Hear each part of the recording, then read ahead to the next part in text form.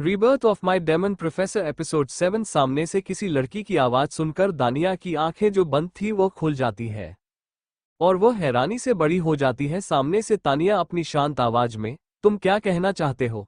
क्या मैं तुम्हें सच में कॉल नहीं कर सकती?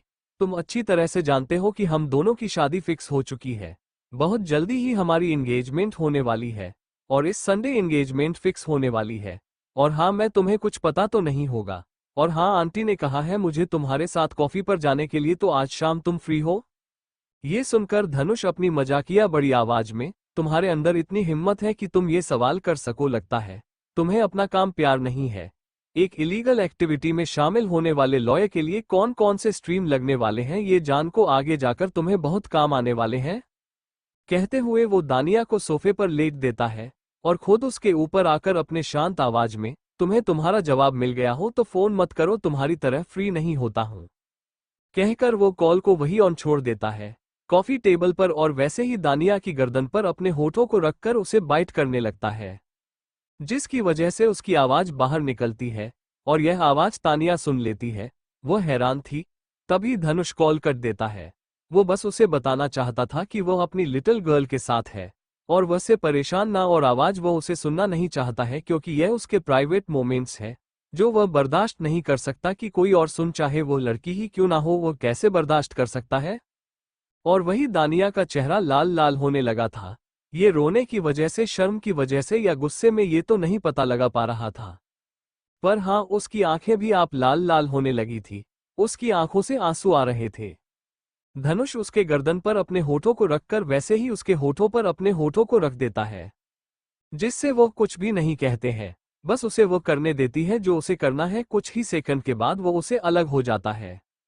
उसे अलग हो जाता है। धनुष बिना वहां पर एक सेकंड रुक वहां से जाने लगता है और वही उसे ऐसे जाते हुए देखकर दानिया अपनी आंखों को बंद करके गहरी सांस लेते हैं।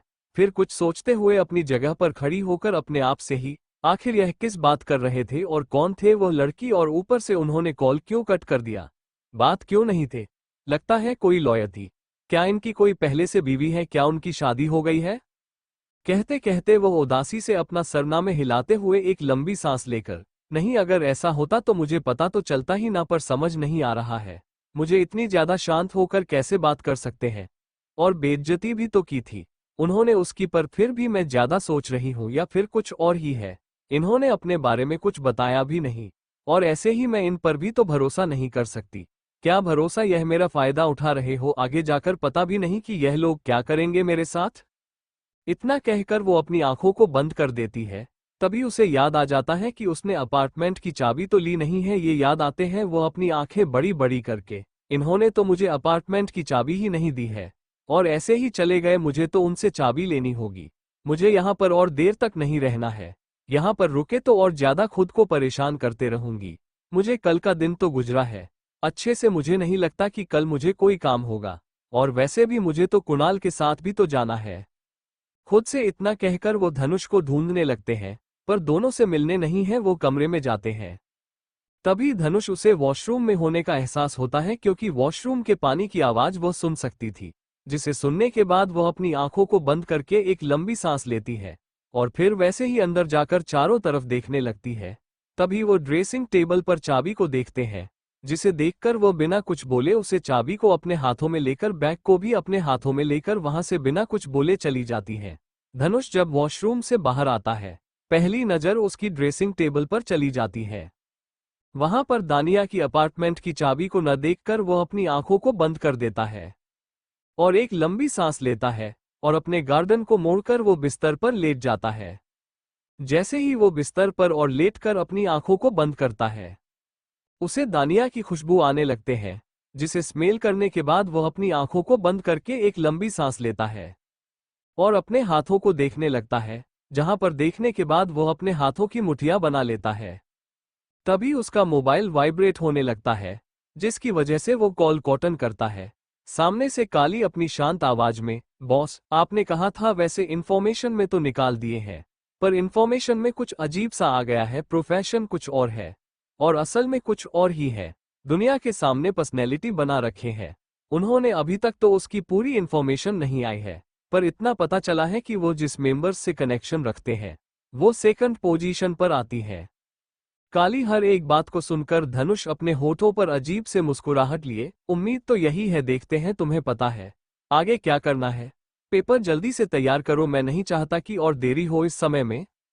इतना कहकर वो कॉल को कट कर देता है और फिर अपनी आंखों को बंद करके एक लंबी सांस लेकर, उम्मीद है कि मुलाकात बहुत जल्दी होगी, अगर मुझे भी देखना है कि कौन है जिसने मुझे पागल कर दिया था, मुझे ये सोचने पर मजबूर कर दिया था कि बहुत इस दुनिया में नहीं है, उम्मीद नहीं थी कि वह इस दुनिया में मुझे मिलेगी, सोचा तो तुमने बहुत कुछ होगा पर अब बहुत वक्त हो गई है। खुद से ही इतना कहकर वह अपनी आंखों को बंद करके बड़ी अजीब तरह से मुस्कुराने लगता है और वैसे ही अपने गर्दन को अपने हाथों से दबाते हुए दानिया की बॉडी फ्रेग्रेंस को स्मेल करके वो एक लंबी सांस लेता है और वैसे ही अपनी जगह से खड़ा होकर वहां से जाने लगता है। दानिया अपने अपार्टमेंट में आकर पूरे अपार्टमेंट को देखकर हैरान हो जाती है, वो खुद से ही, मैंने तो अपार्टमेंट इतना साफ सुथरा नहीं किया था जो अब इतना ज्यादा क्लीनिंग है, सोचा नहीं था मेरे जाने के बाद अपार्टमेंट इतना ज्यादा साफ सुथरा रहेगा। पर मुझे एक बात समझ में नहीं आ रही है, अपने साफ सुथरा कैसे हो सकता है, वैसे भी उसके पास चाबी तो थी, पर बिना परमिशन की यह मेरे अपार्टमेंट में क्यों आएगा, भरोसा भी नहीं कर सकती। किचन में जाकर देखती हूँ, अगर इसमें कुछ बनाया होगा तो बर्तन तो होंगे। अपनी बात पूरी करके वो किचन में आ जाती है, किचन में देखने लगते हैं। किचन में आकर वो देखते हैं तो पूरी तरह से किचन साफ सुथरा था। फ्रिज में भी देखती है तो सभी चीज सही जगह पर रखी हुई थी।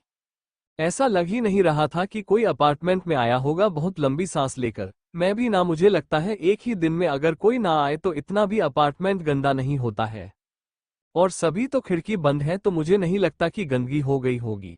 फिलहाल तो मैं जाकर फ्रेश हो जाती हूँ और फिर पूरे अपार्टमेंट को क्लीन कर दूंगी और खुद के लिए भी खाना बना लेती हूँ। और वैसे भी अब मैं इसके लिए खाना तो बिल्कुल नहीं बनने वाली हूँ, मैं क्यों बनाऊं। इस बार उन्होंने ये कहा ना कि वह मेरी फैमिली को सब कुछ बताएंगे, तो मैं खुद ही कॉल लगाकर उनके सामने दे दूंगी। अब मैं उसके साथ कोई कनेक्शन नहीं रखूंगी, मुझे नहीं उनसे बात करना है, नहीं कोई कनेक्शन रखना है उनसे। कहते हुए वो उदास उसे अपने कमरे में चली जाती है, जहां पर जाने के बाद वो फ्रेश होने लगती है। फ्रेश होकर वो पहले अपार्टमेंट को साफ करने लगते हैं, फिर अपने लिए ऑर्डर देता है ऑनलाइन, क्योंकि उसने तो खाना बनाने के बारे में सोचा भी नहीं था, क्योंकि पूरे अपार्टमेंट को जो साफ किया था। और वैसे भी उसके अंदर इतनी ताकत नहीं थी कि वो अपार्टमेंट में कुछ खाना बना सके। खाने को ऑर्डर देने के बाद वहीं सोफे पर बैठकर मोबाइल को चलने लगती है। आधे घंटे बाद ही अपार्टमेंट के बाहर कोई आ जाता है। वो स्टेटमेंट को खोलती है तो सामने एक डिलीवरी बॉय अपने हाथों में खाना लिए खड़ा था, वो ये देखकर खाना ले लेती है। तभी धनुष के अपार्टमेंट का डोर खुल जाता है, जिससे उसकी नजर सामने चले जाते हैं। वो सामने देखते हैं तो धनुष ने ब्लैक कलर का बिजनेस सूट पहना हुआ था, जिसमें वो बहुत ही ज्यादा हैंडसम लग रहा था। वो इसे इग्नोर करके खाना ले लेती है और दरवाजे को बंद करके एक लंबी सांस लेकर खुद से ही, कितना ज्यादा झूठ है, जा रहा होगा वो उसे चुड़ैल से मिलने के लिए। और देखो मेरे सामने कैसे बात कर रहा था, इतना सच समझने की क्या जरूरत है। अगर उसे मिलना नहीं जाने वाला था तो मैं भी ना, ऐसे लोग में बहुत ज्यादा मतलबी होती है और प्रोफेसर को तो भरोसा करना ही नहीं चाहिए। मैं तो आप उससे कोई कनेक्शन ही नहीं रखूंगी, इसकी हिम्मत भी कैसे हो सकती है मुझे धोखा देने की। कहते कहते वो उदासी से कॉफी टेबल पर रख देती है खाने को और खाने खाते हुए अपनी आंखें बड़ी बड़ी करके, देखो तो चला गया, एक बार भी बोल नहीं कि मेरे लिए खाना बना जा रहा होगा। चुड़ैल के साथ खाना खाने अब मैं क्यों उसके पास रहूंगी। और अगर मैं जितना ज्यादा टाइम मुझे दे नहीं रही हो और उसको भाव नहीं दे रही हूं तो जाहिर सी बातें बहुत सारी लड़कियां होंगी, चला जा रहा होगा उनके पास। कहते कहते वो उदासी से कॉफी टेबल पर रख देती है खाने को और खाने खाते हुए अपनी आंखें बड़ी बड़ी करके, देखो तो चला गया, एक बार भी बोल नहीं कि मेरे लिए खाना बना जा रहा होगा। चुड़ैल के साथ खाना खाने अब मैं क्यों उसके पास रहूंगी। और अगर मैं जितना ज्यादा टाइम मुझे दे नहीं रही हो और उसको भाव नहीं दे रही हूं तो जाहिर सी बातें बहुत सारी लड़कियां होंगी, चला जा रहा होगा उनके पास। कहते कहते वो गुस्से में खाना खाने लगती है। उसे समझ नहीं आ रहा था कि वो गुस्सा किस बात की कर रही है, बस उसे गुस्सा आ रहा है और यह गुस्सा बढ़ता ही जा रहा है। उसने जो अपने लिए चाइनीज फूड ऑर्डर किया था वह भी उसने आधा अधूरा खाकर वही फ्रिज में रख दिया था। वही पैलेस के अंदर पैलेस बना हुआ था, वो मुंबई से बहुत दूरी पर था और साथ ही वो जंगलों के बीच था के अंदर 3 लोग बैठे हुए थे। तीनों के तीनों बहुत ज्यादा परेशान दिख रहे थे। उनमें से वह तीनों ही परेशान थे। एक आदमी अपनी परेशानी बड़ी आवाज में दूसरा आदमी की तरफ देखकर क्या लगता है खन्ना सब कुछ सही होगा? मुझे ऐसा क्यों लग रहा है जैसे हमारे लिए बहुत बड़ी मुसीबतें आने वाली है। अगर धनुष राजवंशी ने ये केस नहीं लिया तो मुझे लगता है कि हम सभी रोड पर आ जाएंगे। कहते कहते वो परेशान होने लगता है और वही खन्ना उसे आदमी की तरफ देखकर अपनी शांत आवाज में, मेहरा मैंने पहले कहा था शांत हो जाओ। यहाँ पर अगर तुम परेशान रहोगे तो मुझे लगता है कुछ भी होने नहीं वाला है। मेहरा और खन्ना दोनों ही एक दूसरे से बातें किए जा रहे थे। तीसरा आदमी बस खामोशी से अपनी आंखें बंद करके लंबी सांस ले रहा था। चेहरे पर उसके हल्के हल्के परेशानी तो दिख रही थी, पर वह अपने परेशानी को कंट्रोल कर रहा था। उसके चेहरे पर वह मैं दिखा नहीं रहा था कि वह किसी चीज से परेशान है। वह जानता था कि वह किस इमोशन के साथ खेल रहा है। इसके अंदर ही अंदर उसे परेशानी मैसेज हो रही थी। तभी पैलेस के अंदर कोई आ जाता है। उसके आते हैं तीनों ही अपनी जगह पर खड़े हो जाते हैं। वो आदमी अपनी जगह पर खड़ा होकर सामने देखने लगता है। उसके चेहरे पर परेशानी थी जैसे ही वह सामने धनुष को देखा है जिसने अपने दोनों हाथ पॉकेट में डाले हुए थे। वह बिना किसी इमोशंस के साथ वहां पर आ जाता है। वह आदमी धनुष को देखकर एक लंबी सांस लेता है। तभी धनुष जो वहां पर आकर सोफे पर बैठता है, तभी वह तीनों ही एक दूसरे को देखकर अपना सर झुकाते हुए बैठ जाते हैं। धनुष अपनी आलसी हुई आंखों के साथ अपने ब्लेजर के बटन खोलकर उन तीनों को देखकर अपनी ठंडी आवाज में, तुम्हारे पास सिर्फ और सिर्फ 10 मिनट है।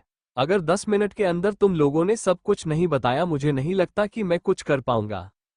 कहते कहते वह तीनों एक दूसरे को देखने लगते हैं। मेहरा गहरी सांस लेकर धनुष की तरफ देखकर उसे लड़की का मुंह बंद करवाना है। मेहरा की बात को सुनकर धनुष के ऊपर दूसरा पैर डालकर बड़ी अजीब तरह से उसे देखते हुए, मेहरा मेहरा मेहरा अब सच बताओ कि क्या क्या हुआ था, और अपने मुंह से हर एक बात मुझे बताओ। मैं आधा अधूरा हर चीज को सुनकर कुछ करता नहीं हूँ। उसे लड़की के साथ क्या हुआ था साफ साफ बताओ। मेहरा ये सुनकर परेशान होता है। वो खन्ना की तरफ देखने लगता है। वही खन्ना गहरी सांस लेकर धनुष की तरफ देखकर, वो दरअसल बच्चे बहुत नादान होते हैं। क्लब गए थे, नशे में थे। अब उम्र है तो नजर तो फैसले की लड़की है, और कपड़े अगर सही नहीं होंगे तो उन लोगों को भी अपनी नजरों को काबू करना मुश्किल होता होगा।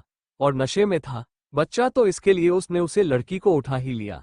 मैंने बहुत डांटा उसे पर चिल्लाया। उसने कहा कि पापा ये कभी नहीं होगा।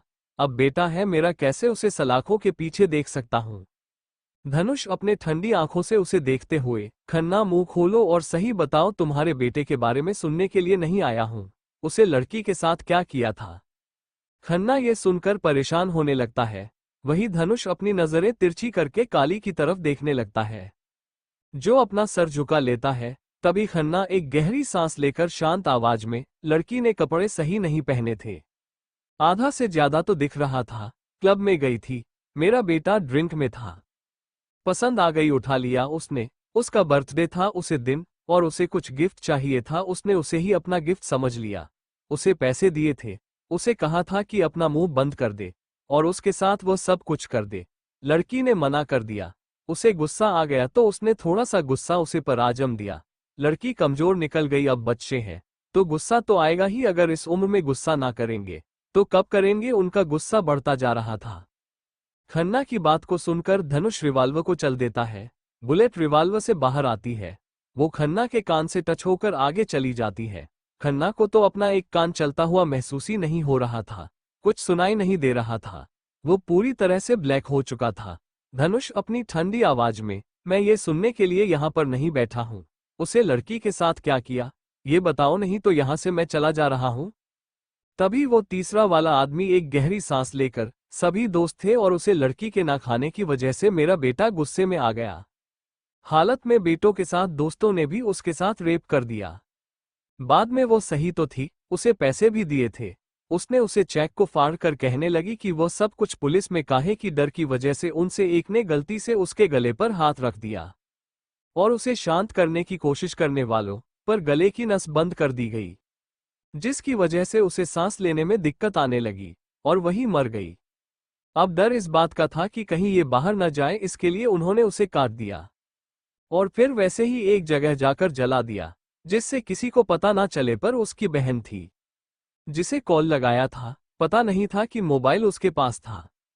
उसने कॉल कॉटन कर दिया था और वैसे ही खुला छोड़ दिया था, तो सब कुछ रिकॉर्ड हो गया। उसमें उसके पास रिकॉर्डिंग है। जो उसने किसी और को दे दी है और बता भी नहीं है रही है किसके पास है। और उसका भाई तो पुलिस है, तो ज्यादा ही सब में आ रहा है। हमने कोशिश तो की है, पर मीडिया के पास सारे एविडेंस चले गए हैं और सभी पीछे पड़ गए हैं। अब आप ही बता दीजिए, बच्चों की जान की वजह से 10 लोग तो अपनी जान नहीं दे सकते ना। और वैसे भी उसके मरने से मुझे नहीं लगता कि उसके परिवार को कोई मतलब होगा। वो सिर्फ ये टीआरपी के लिए कर रहा है। पैसे तो हमने उन्हें देने की पूरी कोशिश की है। आज नहीं तो कल वह पैसे ले ही लेंगे और फिलहाल के लिए सब कुछ खत्म करना होगा। कहते कहते वो आदमी अपना सर हिला देता है और धनुष गहरी सांस लेकर उसे आदमी की तरफ देखकर मुस्कुराते हुए, गुप्ता एक बात समझ में नहीं आ रही है, मुझे होने के बाद भी तुम्हारे चेहरे पर पछतावा नहीं दिख रहा है। तुम्हारे बेटे ने की मासूम थी, अपने बर्थडे को सेलिब्रेट करने के लिए आ गई थी। तुम्हारे बेटे का बर्थडे बर्थडे है और उसका बर्थडे बर्थडे नहीं है। तुम्हारे बेटे ने गलती की है तो तुमने उसे क्या सजा दे दी है। ये सुनते ही गुप्ता है गहरी सांस लेकर, मैं उसे बाहर भेज रहा हूं ना, वहां पर वो स्टडी भी कर लेगा और अपनी सजा भी पूरा कर देगा। और वैसे भी मैंने उसके कार्ड से लेकर उसके पैसे देना भी बंद करवा दिया है, तो मुझे नहीं लगता कि अब वो कुछ करेगा। वैसे भी बेटा है मेरा, गलती कर दे तो उसे समझता हूं मैं, और यह सब जो मैं काम रहा हूं तो उसके लिए काम आ रहा हूं ना। अगर वो मर भी गई तो क्या हुआ, आगे जाकर वह कमाती भी नहीं जितना मैं उसे पैसे दे रहा था। 2 करोड़ क्या कम है उसके परिवार के लिए, इतना तो वो जिंदगी भी नहीं कमा सकते। बेटी के बारे में सोचना छोड़ देना चाहिए। कहते कहते वो गहरी सांस लेकर उसे देखने लगता है और वही यह सुनते ही धनुष अपनी गर्दन को मोड़ते हुए, पैसों तुम्हारे पास है इसलिए तुम कुछ भी कर सकते हो और तुम्हें यह उम्मीद है कि मैं इस गंदगी में अपना हाथ डालूंगा। मैं अच्छे से जानता हूं तुम जिसके पास भी जा रहे हो वो सभी अपने दरवाजे बंद कर रहे हैं। तुम्हें यह भी पता था कि मैं ये सब नहीं लूंगा, फिर भी तुम यहां पर आ गए क्यों हो। क्या तुम्हें उम्मीद है कि मैं ये सब करूंगा। बड़ी अजीब तरह से मुस्कुराने लगता है। उसकी मुस्कुराहट हद से ज्यादा खतरनाक थी और जिस तरह से वह गुप्ता, मेहरा और खन्ना को देख रहा था, उन तीनों के चेहरे पर ठंडा पसीना आने लगा था। तीनों के तीनों डर की वजह से कांपने लगे थे। उन तीनों को समझ नहीं आ रहा था क्या करें। बड़ी अजीब तरह से मुस्कुराने लगता है। उसकी मुस्कुराहट हद से ज्यादा खतरनाक थी और जिस तरह से वह गुप्ता, मेहरा और खन्ना को देख रहा था, उन तीनों के चेहरे पर ठंडा पसीना आने लगा था। तीनों के तीनों डर की वजह से कांपने लगे थे। उन तीनों को समझ नहीं आ रहा था क्या करें। गुप्ता अपने सर को नीचे झुकाकर उसके सामने घुटने तो एक देखा है और वो वैसे ही उसे देखकर अपनी शांत आवाज, मुझे पता है मेरे बेटों ने गलती की है, इसकी कोई सजा नहीं है, पर जब हम कोई काम करते हैं अगर एक चली जाए तो उसके लिए 10 लोगों की जान गंवाना सही नहीं होगा। और वैसे भी मैं बहुत जल्दी हूं, अपने बेटे को बाहर भेजने वाला हूं। मुझे पता है पहले आपके पास आना चाहिए था, पर आप ये केस देने वाले थे, यह मैं जानता था। मैं हर जगह पर जाकर आया हूं, कुछ समझ नहीं आ रहा है क्या करूं।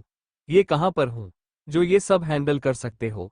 और इस बार ये सब कुछ मामला बाहर न्यूज में चला गया है, लोग सड़कों पर आ गए हैं। पॉलिटिक्स से मुझ पर प्रेशर आ रहा है कि मैं अपने बेटे को बाहर निकालो और उनके पास भेजो, पर मेरा बेटा है। इतने सालों से मैं कमाई तो उसके लिए की है ना, मैं उसे ऐसे कैसे किसी मुसीबत में देख सकता हूँ। मेहरा और खन्ना भी घुटने टेक देते हैं।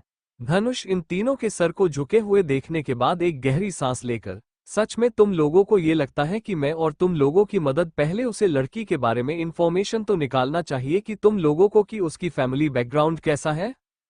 कहते हुए वो अपनी गर्दन को तिरछी करके काली की तरफ देखकर अपनी ठंडी आवाज में, आप क्या मुहूर्त निकलना होगा बुलाओ सबको, मेरे पास इतना वक्त नहीं है कि मैं यहाँ पर सबका इंतजार करूं। ये सुनते हैं वह अपना सर हिला देता है। मेहर, खन्ना और गुप्त तीनों को कुछ भी समझ नहीं आता है। दरवाजा खुल गया था, तीनों की नजर उसे तरफ चली जाती है तो वहां पर पुलिस वाले आ गए थे। वह सभी यहाँ पर धनुष के सामने अपना सर झुका लेते हैं और दोनों से अपने गर्दन को मोड़ते हुए, सी अब अगर यहाँ पर खड़े होना हो गया तो लेकर जाओ। ये सुनकर मेहरा परेशान होते हुए, यह क्या है और हमें कहां पर लेकर जा रहे हैं। हम तो यहाँ पर आपसे मदद मांगने आए थे और आप ऐसे कैसे हमें लेकर जा सकते हैं। कहते मेहरा धनुष की तरफ देखने लगता है, पर जैसे ही वो धनुष की आंखों को देखा है तो वह अपनी नजरें नीचे झुका लेता है। धनुष उसे देखकर अपनी ठंडी आवाज में, तुम्हें लगता क्या है धनुष राजवंशी है कौन। एक बात अच्छे से याद रखना, तुम लोगों की औकात नहीं है मुझ तक पहुंचाने की, और तुम लोगों की सबसे बड़ी गलती थी मेरे पास आना। ये जाने बिना कि उसे लड़की का बाप कौन है, कहाँ पर काम करता है। अगर पता होता है तो यहाँ पर आते नहीं, निकले यहाँ से। वैसे भी मैं किसी गंदगी का हिस्सा बिल्कुल भी नहीं बन सकता। मेरे पास इतना वक्त नहीं है कि छोटे मोटे काम में करूं। कहते कहते वो उसे ठंडी आंखों से देखने लगता है और फिर ऐसा ही हुई नजरों के साथ पुलिस ऑफिसर की तरफ देखने लगता है।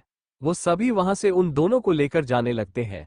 गुप्ता खन्ना तीनों ही पूरी तरह से हैरान हो गए थे। उन्हें उम्मीद नहीं थी कि उसके साथ ऐसा कुछ करेगा। अगर यह पता होता तो वह तीनों यहाँ पर आते ही नहीं।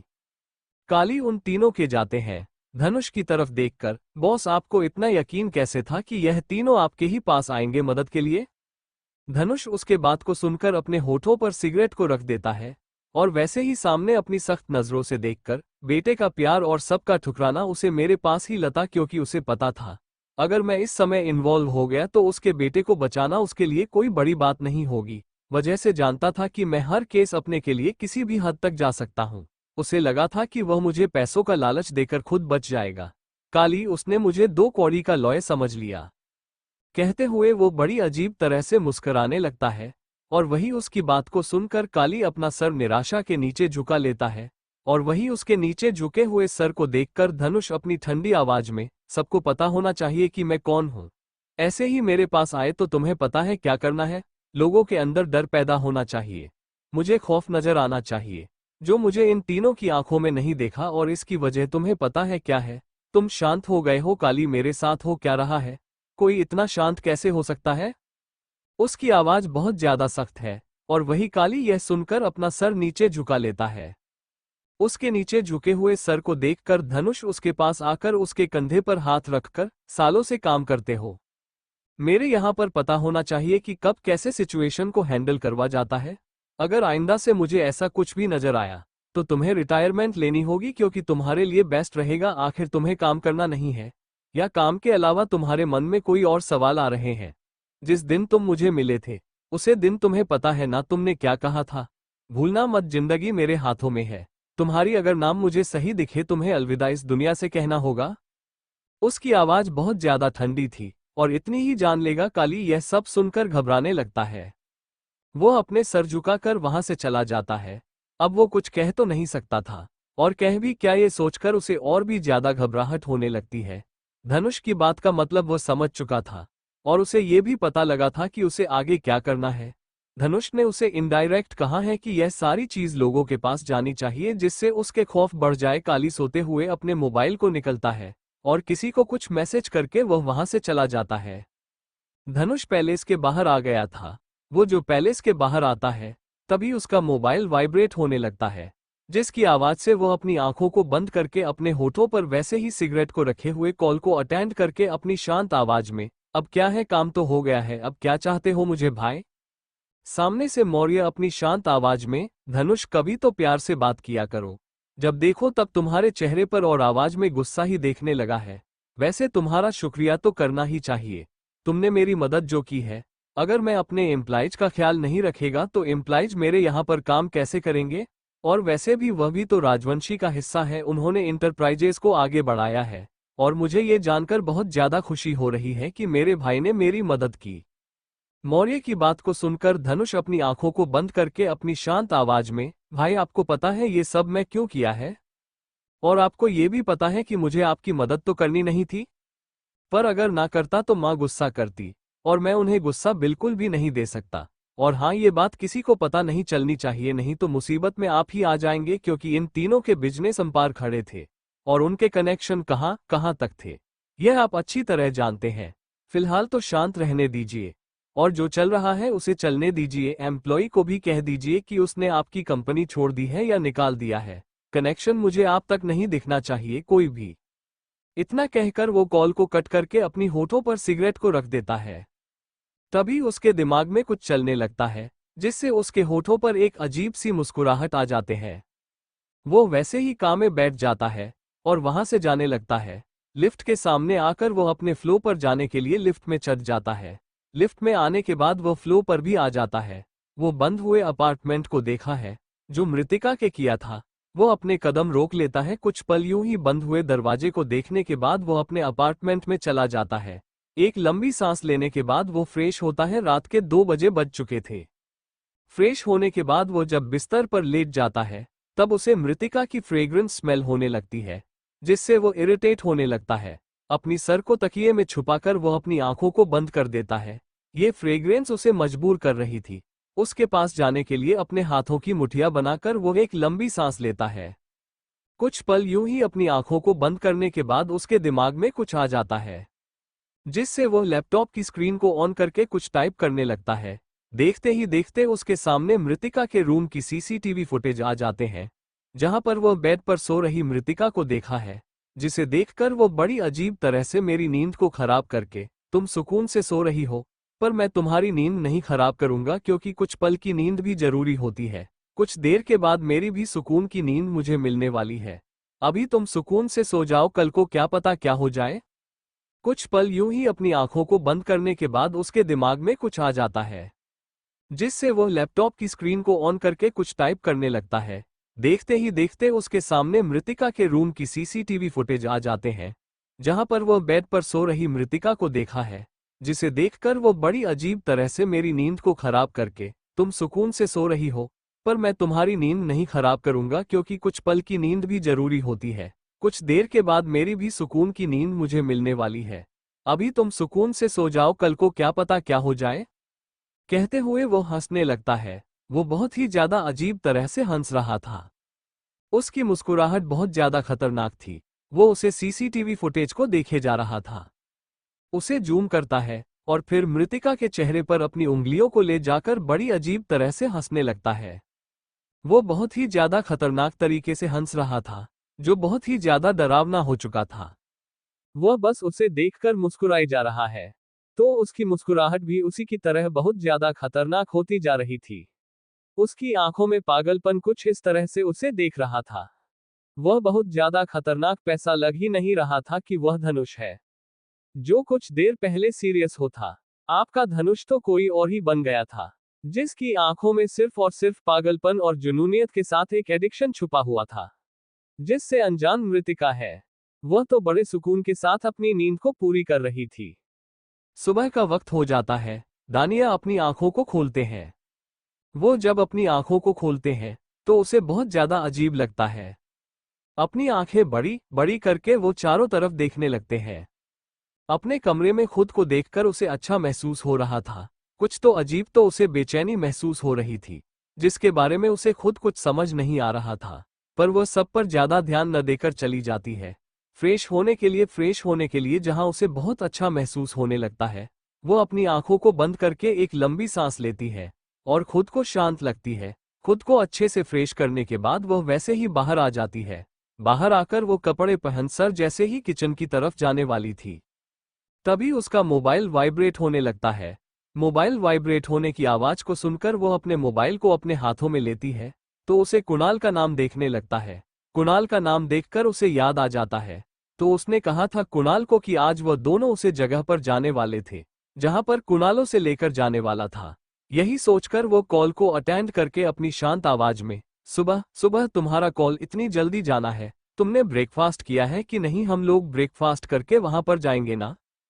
कुणाल ही सुनकर अपनी आंखों को बंद करके एक लंबी सांस लेकर अपने शांत आवाज में, हाँ तुम ब्रेकफास्ट कर लेना, अभी 9 बजे बज गए हैं, 10 बजे बिल्डिंग के सामने खड़ा हो जाऊंगा, तब तुम आ जाना, आते वक्त थोड़ी मॉडल बनकर आ जाना। हम लोग वहां से दूसरी जगह पर भी जाने वाले हैं। बहुत सारी अरेंजमेंट मैं की है। और हाँ, अपने सर एक नोटबुक भी लेकर आ जाना, तो मैं अगर कुछ चीज समझ ना आ जाए तो लिख लेना। दानिया कितनी ज्यादा अजीब बातों को सुनकर अपनी आंखें बड़ी बड़ी करके, आखिर ऐसी कौन सी जगह है जहां पर तुम मुझे लेकर जा रहे हो? मुझे समझ नहीं आ रहा है कि आखिर वहां पर होने क्या वाला है। यहाँ पर मैं कुछ याद कर नहीं पाती, और तुम्हारे बारे में याद करूं जो नॉर्मल होगा वही बताते रहना, ज्यादा मत बताना। और हाँ, तुमने कोई लव स्टोरी डिसाइड की है कि नहीं, वह भी तो डिसाइड करो, जिससे मैं सबको बता सकूं। वो उसे दिमाग में रखते रखते मुझे लगता है मेरी स्टडी भूल जाऊंगी मैं। कुणाल ये सुनकर अपने सर पर हाथ रखकर, ओ माय गॉड, मैं तो भूल ही गया, मुझे तो याद भी नहीं है कि मैं लव स्टोरी क्या बनाऊं। परेशान मत हो, मैं जितना हो सके उतना जल्दी ट्राई करूंगा। लव स्टोरी बनाने का हम दोनों वैसे भी बना ही लेंगे कुछ ना कुछ। अभी तुम्हारे पास तो बहुत सारे आइडिया होते हैं, मुसीबत से बाहर निकालने के लिए उनमें से दिमाग चला लेना। उसकी बातें कम और उसके तने बहुत ज्यादा थे, वो जिस तरह से कह रहा था।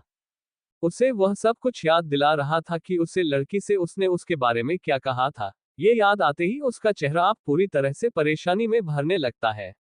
वह गहरी सांस लेकर, ज्यादा बोलने की जरूरत नहीं है, मुझे पता है मैंने गलती की है, पर मैंने तुम्हें मुसीबत से बचाया भी है। तुम परेशान मत हो, बस बिल्डिंग के नीचे आ जाना, मैं वहां पर आ जाऊंगी। और हाँ, आते वक्त कुछ चॉकलेट्स भी लेकर आ जाना, क्योंकि मुझे चॉकलेट दिखाना है, मेरा मन कर रहा है चॉकलेट खाने का। उद्धरण चिन्ह अल्पविराम। कुणाल सुनकर अपनी आंखें छोटी छोटी करके, हम दोनों रियल में डेट नहीं कर रहे हैं। जो तुम मुझे ये सब कह रहे हो, मैं नहीं चॉकलेट लाने वाला हूं, कहते हुए गुस्सा होने लगता है। तो वही उसकी बातों को सुनने के बाद दानिया अपने होठों का पाउच बनाकर अपने गुस्से भरी आवाज में, अगर तुमने मुझे चॉकलेट दे दिए तो क्या हो गया, कौन सा? मैं तुम्हें बोल रही हूं कि हम रियल में डेट करेंगे। मैं तुम्हें चॉकलेट मांग रही हूं। एक भाई बहन को देता है, दोस्त अपनी दोस्त को देता है, उसे नाइट नहीं दे सकते तुम? और वैसे भी मेरे इतने भी बुरे दिन नहीं आए हैं, और अगर तुमने ऐसा बिहेवियर रखा ना, तो मुझे नहीं लगता कि तुम्हें कोई लड़की मिलेगी। थोड़ा प्यार से रहो, किसी लड़की के साथ ऐसे रहोगे तो मुझे लगता लड़कियां तुमसे रिलेशन रखना तो दूर की बातें तुम्हारे पास भी आने से पहले 10 बार सोचेगी। कहते हुए वह एक लंबी सांस लेती है और कुणाल ये सुनकर अपनी तरफ इशारा करके अपनी आंखें बड़ी बड़ी करके गुस्से बड़ी आवाज में, तुम कहना क्या चाहती हो? मेरी तरह मतलब क्या है? मैं हैंडसम नहीं हूं, कॉलेज की बहुत सारी लड़कियां मुझ पर अपनी लाइन रख रही है, और तुम मुझे ये कह रही हो? एक बात याद रखना, तुमसे ज्यादा हैंडसम मैं हूं। दानिया सही हुई आवाज में, मजाक बहुत अच्छा कर लेते हो। अगर वह लड़कियां तुम्हारे पीछे भी होगी ना, तो इसकी वजह होगी तुम्हारे उसे प्रोफेसर भाई की वजह, और लड़कियां पसंद करती है। उनकी रिस्पेक्ट करें, ना कि ऐसे ही जो बस बेवकूफ की तरह उन्हें सुनते जाइए। इस लड़की से उसे लड़की की तरफ भागते रहे। अब ज्यादा बात मत करो, मुझे बहुत ज्यादा भूख लगी है। तुम्हारी तरह मेरे यहाँ पर कोई प्रोफेशनल खाना बनाने के लिए नहीं रखा है, मैं खुद खाना बनाती है।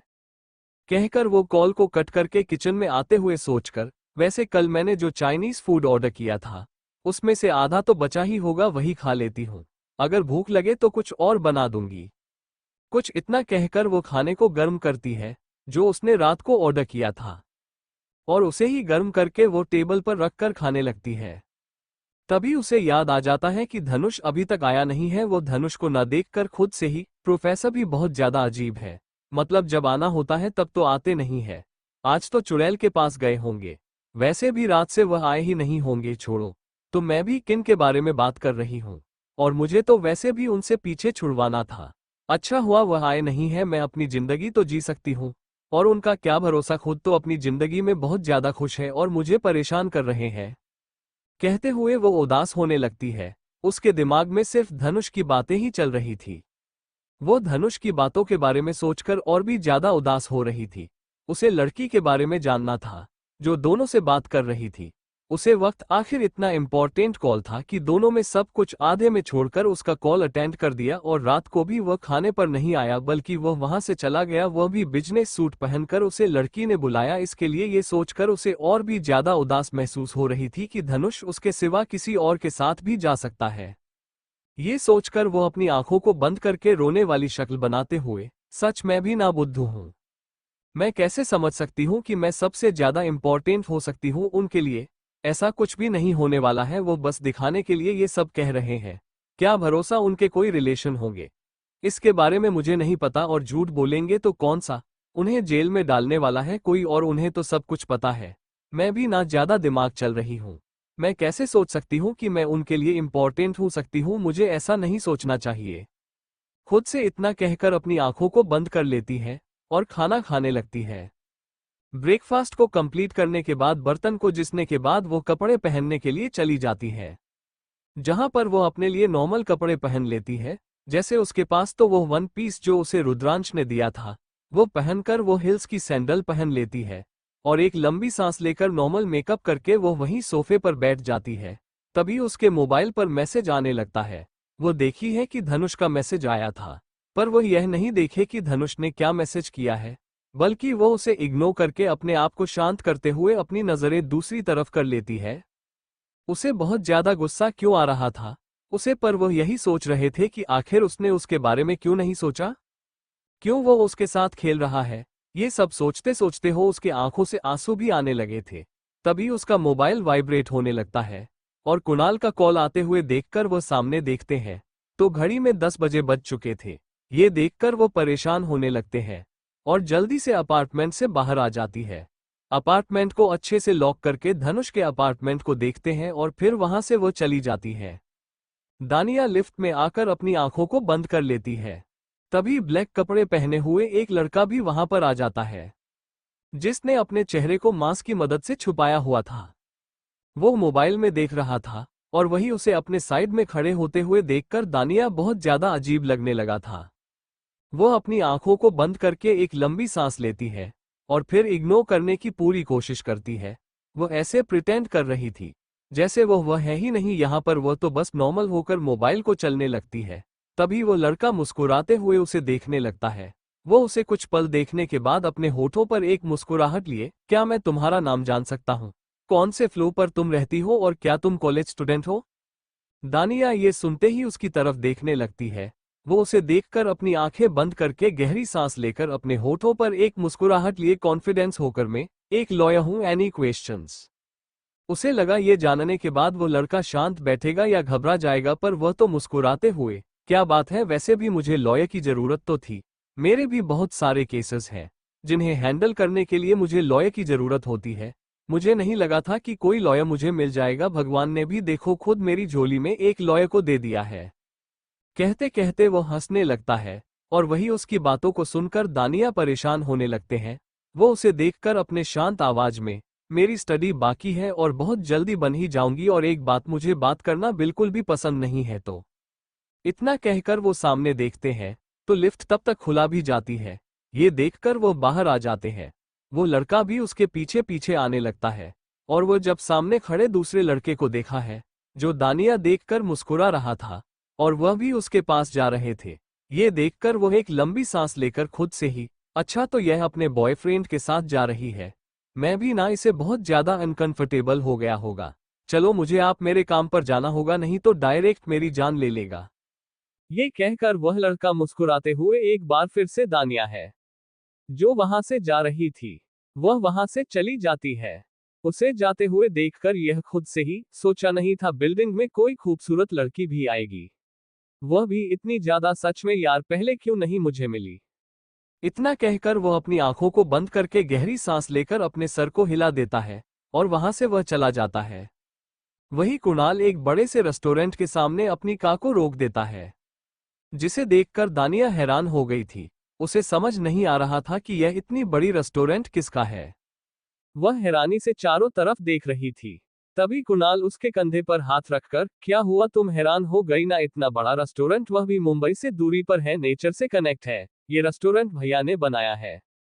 यह एक बड़े से प्लांट की वजह से बनाया गया था, क्योंकि यह प्लांट जो रेस्टोरेंट के पर दिख रहा है, इस प्लांट से जुड़कर यह रेस्टोरेंट बनाया गया है। चलो मेरे साथ, और भी ज्यादा खूबसूरत चीज है अंदर जो तुम्हें 100% पसंद आने वाली है। उसका हाथ पकड़कर वो अपने साथ ले जाने लगता है, उसे वह भी उसके साथ चली जाती है।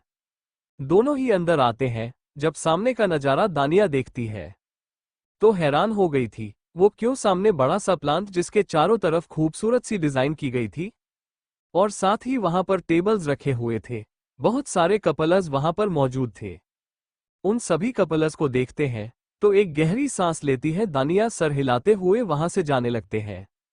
जब अंदर जाकर एक सीट पर जाकर बैठी है, कुणाल को देखते हैं जो स्टाफ की तरफ देखकर मुस्कुरा रहा था और वह उनसे कुछ बातें कर रहा था। ये देखकर वो खुद से ही, उसे इतना ज्यादा घमंड नहीं है पैसों का, अपने स्टाफ के साथ ये बहुत ज्यादा सॉफ्ट है। वैसे मुझे उम्मीद नहीं थी कि यह इतना ज्यादा काइंड हार्टेड भी हो सकता है, बात भी बहुत अच्छी तरह से कर रहा है, मतलब इस लोगों से कोई फर्क नहीं पड़ता कि उनका स्टेटस कैसा है। खुद से ही इतना कहकर वो अपनी आंखों को बंद कर लेती है और फिर एक लंबी सांस लेकर अपना सर हिलाते हुए सामने देखने लगते हैं। जैसे ही वो सामने देखते हैं तो उसे सामने एक बड़ा सा डिजाइन दिखता है जो एक पेंटिंग थी। जिस तरह से वो डिजाइन और पेंटिंग दोनों एक साथ बनाई गई थी वो बहुत ज्यादा अट्रैक्टिव था, उसकी नजर उसे पर चली जाती है। तभी कुणाल उसकी नजरों को फॉलो करते हुए, हैरान होने की जरूरत नहीं है, यह मेरे दूसरे नंबर भाई ने बनाई है, बचपन में उन्होंने एक बार यह बनाई थी, और भैया ने इसे यहीं पर लगा दी। पता नहीं इसमें ऐसा क्या है, हर कोई इसे देखा है, बहुत सारे लोग इसे देखकर रोते हैं जैसे कोई इमोशनल इसमें छुपा हुआ है। यहाँ तक एक पेंटर यहाँ पर आकर इस पेंटिंग के लिए बहुत सारे पैसे देने की बात कर रहा था, पर भैया ने ये बची नहीं, क्योंकि यह आखिरी पेंटिंग थी जो मेरे दूसरे भाई ने बनाई थी। उसके बाद वह तो लॉयर बन गया। कुणाल उदासी से अपना सर हिला देता है। और वही कुणाल किस बात को सुनकर दानिया कुछ सोचते हुए, वैसे तुमने अभी तक अपने भैया का नाम ही नहीं बता दिया, कैसे वो लॉयर है? तुम जाहिर सी बात बड़े लोग होंगे, क्या पता मैं उनका नाम पढ़ा होगा या किसी बुक में उनके आर्टिकल या कुछ भी होगा, कुछ तो बता दो उनके बारे में। जल्दी से बात को पलटते हुए, उनके बारे में बाद में बता दूंगा, पहले यहाँ की जगह के बारे में जान लेते हैं, मेरे साथ चलो, मैं तुम्हें हर एक चीज के बारे में बता देता है। कहकर उसका हाथ पकड़ लेता है और अपने साथ ले जाने लगता है। उसे पूरे कॉफी शॉप जो था उसे घुमा देता है, वहां पर रखी हुई हर एक चीज के बारे में बताता है जो उसकी फैमिली रिलेटेड थी। हर एक चीज के बारे में बात कर वो एक बड़ी सी पेंटिंग के सामने खड़ा होकर अपनी शांत आवाज में, ये जो पेंटिंग है ये हाथों के निशान है, इसमें से जो भी रेड कलर के हैं वो मेरे बड़े भाई के हैं, ब्लू कलर के मेरे हैं और ब्लैक कलर के हैं वो मेरे दूसरे भाई के हैं, और हाँ बाकी जो छोटे छोटे हाथ हैं वो यहाँ के बच्चों के हैं, मतलब जितने भी स्टाफ है उनके बच्चे यहाँ पर आए थे तब ये सब किया गया था। प्रॉपर्ली देख लो भाई, ये भी क्वेश्चन तुमसे पूछ सकते हैं कि तुमने वो पेंटिंग अच्छी है, उसे पेंटिंग में मेरे हाथ के कलर कौन से? द मौर्य भाई हमेशा उल्टे सुनते सवाल पूछते हैं, उन्हें हमेशा सही क्वेश्चन करना आता नहीं है, और वो ऐसे क्वेश्चन करते हैं जिससे एक पल के लिए तुम्हें ऐसा लगे कि तुम्हारे दिमाग में जो चल रहा है वो पूरी तरह से गायब हो गया है। समझ रही हो मेरी बात? दानिया ये सब सुनकर अपने सर पर हाथ रखकर परेशान होते हुए, सच में तुम्हारे भाइयों के बारे में जानकर मेरे सर में दर्द होने लगा है, जब घबराहट महसूस होने लगी है। मतलब ऐसे कौन करता है? और मुझे समझ में नहीं आ रहा है, जब तुम्हारे भैया मेरे सामने होंगे तब मैं कैसे उनसे इस बारे में बात करूंगी? मुझे ना ऐसा लगता है कि इससे अच्छा कि मैं स्टडी कर लूं, स्टडी में भी इतना दिमाग नहीं चलना पड़ता है जितना तुम्हारे इसमें क्वेश्चन पूछेंगे। उसका हाथ पकड़कर अपने साथ ले जाते हुए के साइड जो चेयर थी वहां पर बैठा देता है, और खुद उसके सामने बैठकर, तुम्हें मैंने जो नोटबुक लाने के लिए कहा थी उसमें लिखना शुरू कर दो, क्योंकि एक यही ऑप्शन है। हर एक चीज के बारे में हमें स्टार्टिंग से लेकर एंड तक सोचना होगा, और लव स्टोरी में सोच रखी है। परेशान मत हो, नॉर्मल है। और वैसे भी हम दोनों कॉलेज में है, एक ही कॉलेज में होने के बाद हम दोनों के बीच ज्यादा से ज्यादा क्या ही केमिस्ट्री हो सकते हैं। और मोमेंट की बात करें तो वह भी मैंने डिसाइड किए हैं कि कैसे मोमेंट होंगे। वह तो खामोश हो जाता है, और वही उसकी बात को सुनकर मृतिका अपनी आईब्रो ऊपर करके अपनी आंखें छोटी छोटी करके, तुम्हारे कहने का क्या मतलब है? कौन से मूवमेंट की बात कर रहे हो? कहीं तुम मेरे साथ कुछ गलत वाले मोमेंट तो नहीं ना? अगर मेरी इमेज उनके सामने खराब हो गई तो मैं वही की वही तुम्हारा भांड भी फोड़ दूंगी और तुम्हारा सर भी फोड़ दूंगी। सही सही से हर एक चीज के बारे में बताना शुरू करना। अगर उल्टी सुलटी बातें की तो सोच लेना, क्योंकि वहां पर प्रोफेसर भी होंगे। Thank you for listening. मुझे उम्मीद है आपको ये स्टोरी पसंद आई होगी। अगर आपको पसंद आई है तो प्लीज लाइक और कमेंट करना ना भूलें, और मोर स्टोरीज के लिए सब्सक्राइब करें। मिलते हैं नेक्स्ट वीडियो में।